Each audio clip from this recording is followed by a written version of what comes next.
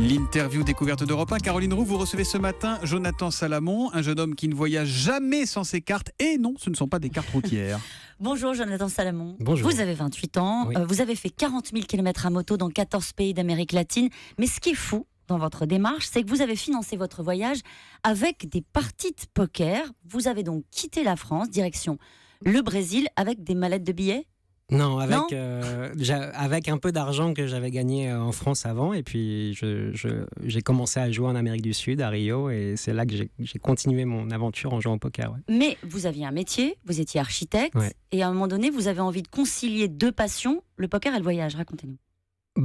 J'étais architecte, ça faisait 2 ans que je travaillais, et j'étais pas extrêmement satisfait de mon travail, j'étais pas très heureux, et mon patron m'a proposé un CDI. Quelle Et- horreur. ça aurait dû être effectivement l'accomplissement, etc. Mais à ce moment-là, j'avoue que j'ai eu un peu peur. Ça faisait longtemps que j'avais envie de voyager, ça faisait longtemps que j'avais envie de vraiment jouer sérieusement au poker, et j'ai décidé de refuser, quoi. Et c'est pour ça que je suis parti. Et donc vous avez 9 000 € en poche, Ouais. vous arrivez au Brésil, vous achetez une moto et vous achetez un permis moto. Ouais, j'arrive au Brésil. Au début, je voyage en bus parce que je sais pas conduire de moto et j'ai même pas envie de conduire une moto. J'arrive au Paraguay, j'avais gagné un peu d'argent au Brésil et je me suis dit, ça serait sympa de le dépenser.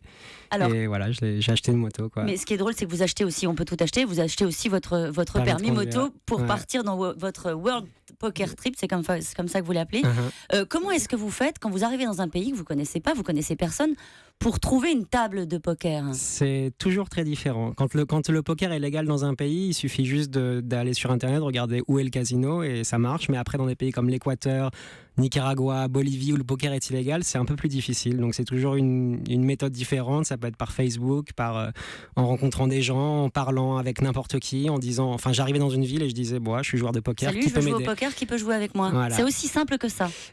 C'est compliqué, mais il faut avoir un peu l'intuition de qui peut nous aider, de qui peut donner des coups de main, etc., quoi. Jonathan Salamon, vous vous retrouvez dans des situations pas possibles, avec des partenaires de jeu, dans des tripots. Est-ce que vous vous êtes retrouvé dans des situations où vous avez eu peur? J'ai eu peur, ouais, plusieurs fois. Dans le nord du Pérou, j'ai fait une partie où il y avait des caméras qui filmaient l'extérieur, c'était dans l'arrière-salle d'un club de billard. Et il y avait des caméras qui filmaient la rue où on a vu un mec qui était en train de voler les motos et ils sont tous sortis en même temps et ils ont commencé à tirer sur le... Quand même. Voilà. Donc parfois, il y a des endroits un peu particuliers. Mais Et puis bon. c'est parfois compliqué de se faire payer. Je raconte une anecdote, franchement dans le bouquin c'est digne d'un film de Scorsese. Moi, je suis scotché là depuis le début. Bon. Donc vous racontez une partie de poker dans une résidence un petit peu bourgeoise en Bolivie. Ça se passe très bien, vous gagnez, Ouais. vous gagnez pas mal, La vie est belle. la vie est belle, Ouais. sauf que au moment de se faire payer c'est compliqué. Sauf qu'au moment de se faire payer, ils refusent de me payer tout simplement, Et quoi. qu'est-ce que vous faites? Je discute pendant une vingtaine de minutes et la discussion monte un peu. Ils acceptent de me donner une partie de la somme en me disant qu'ils vont me donner le reste. Et puis au moment où je dois récupérer le reste, je me fais insulter, je me fais menacer. Et j'ai pas trop de choix parce que je suis français en Bolivie et que je suis tout seul et que tout le monde me conseille de lâcher l'affaire et je me fais humilier, je m'en vais, quoi, tout simplement. Ça arrive aussi Voilà. dans ce voyage qui a duré un peu plus de 2 ans. Ouais. Est-ce qu'on vous laisse arriver? Est-ce qu'il faut vous montrer patte blanche? On voit arriver un petit Français avec sa moto pour s'installer à une table de poker, parfois dans des tripots illégaux. Est-ce qu'il a fallu que vous soyez coopté d'une certaine manière? Généralement, c'était plutôt le contraire. C'est-à-dire que le fait que je sois français et très exotique et avec un profil bizarre, ça attirait plutôt l'attention et la bienveillance des gens. Donc, il y avait beaucoup de curiosité, il y avait beaucoup de bienveillance, au contraire. À part dans les quelques cas qui un peu ont posé tendu. problème, mais généralement, j'étais très bien accueilli. Vous avez joué, je raconte ça Thomas, franchement, avec des patrons de mines d'or ou en Bolivie ou à La Paz avec un conseiller du président. Ouais. On peut aller vous voir sur europe1.fr, pardon, mais on dirait que vous avez 15 ans et demi. Vous faites très jeune, même si vous avez 28 ans. Qu'est-ce que vous vous êtes dit dans ces moments-là quand vous retrouvez à des tables avec des gens comme ça? C'est juste rigolo, quoi, parce qu'on commence par exemple, avec le conseil du président, on commence à discuter de son projet d'aéroport. Enfin, voilà, les mecs, ils sont juste tranquilles, en train de faire leur partie, et puis voilà, on en profite, quoi, on apprend des trucs rigolos. Il y avait des règles pour pas tout perdre sur une partie de poker. Quelles étaient les règles que vous étiez imposées? La règle principale de tous les joueurs sérieux de poker, c'est de jamais jouer plus de un pourcentage, 5% de ce qu'on appelle sa bankroll, son compte en banque poker.